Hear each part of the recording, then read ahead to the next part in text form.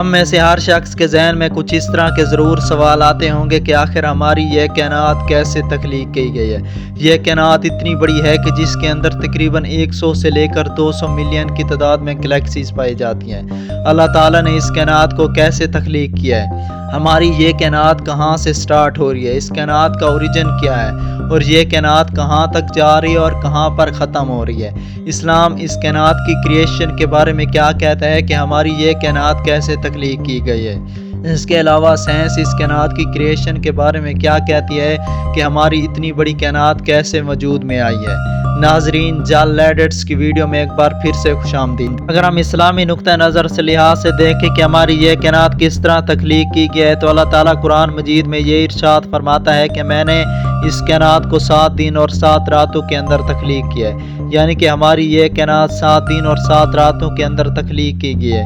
اس کے علاوہ اللہ تعالیٰ قرآن مجید میں یہ بھی مزید ارشاد فرماتا ہے کہ پہلے میں نے جنت اور زمین کو ایک ساتھ ہی تخلیق کیا تھا اور یہ ایک ہی جسم کے 2 حصے تھے، بعد میں نے ان ایک دوسرے سے جدا کر دیا تھا۔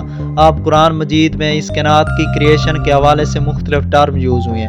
سب سے پہلے نمبر پر آ جاتا ہے الکن۔ الکن کا مطلب ہے کہ اللہ تعالیٰ نے اس کائنات کی کریشن کے لیے انیشل کمانڈ دیے تھے۔ دوسرے نمبر پر آ جاتا ہے الفطر۔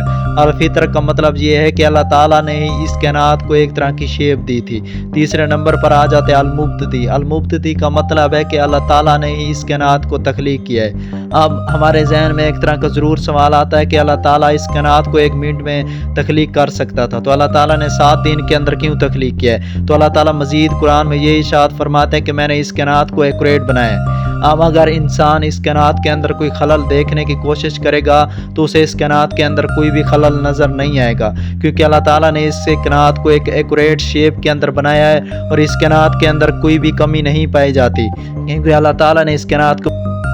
اگر ہم سائنسی نقطہ نظر سے لحاظ سے دیکھیں تو سائنس اس کائنات کی کریشن کے لیے ایک تھیوری پیش کرتی ہے جسے بگ بینگ تھیوری کا نام دیا گیا۔ بگ بینگ تھیوری اتنی زیادہ ایکوریٹ ہے کہ دنیا کے مشہور سائنٹسٹ البرٹ آئن سٹائن بھی اس تھیوری کو سچا مان دیتے ہیں۔ بگ بینگ تھیوری کے مطابق ہماری یہ کائنات ایک بہت بڑے دھماکے کی صورت میں ہی بنی ہے، یعنی کہ یہ کائنات ایک دھماکے کی صورت میں پیدا ہوئی ہے۔ بگ بینگ تھیوری ہمیں یہ بتاتی ہے کہ آج سے تقریباً 13.8 بلین ایئر اگو ایک سنگولیرٹی آبجیکٹ پیدا ہوا تھا۔ سنگولیرٹی آبجیکٹ ایک ایسا آبجیکٹ ہوتا ہے جس کی انفرائٹ ڈینسٹی ہوتی ہے اور 0 والیوم ہوتا ہے۔ اسی نے الیکٹران، پروٹون اور نیوٹران کی فارمیشن میں انتہائی امپورٹنٹ رول سر انجام دیا ہے۔ اسی نے ہماری گلیکسی، سٹارز اور پلینٹس کی فارمیشن میں ایک انتہائی قدم سر انجام دیا ہے۔ اب بگ بینگ تھیوری کو سپورٹ کرنے کے لیے ہمارے پاس بہت سارے ثبوت ہیں۔ ان میں سے microwave background radiation, large light elements اور ریڈ شفٹ آف لائٹ، یہ کچھ ایسے ثبوت ہیں جو کہ بگ بینگ تھیوری کو سچا مانتے ہیں۔ اس کے علاوہ اور بھی بہت ساری تھیوریز ہیں،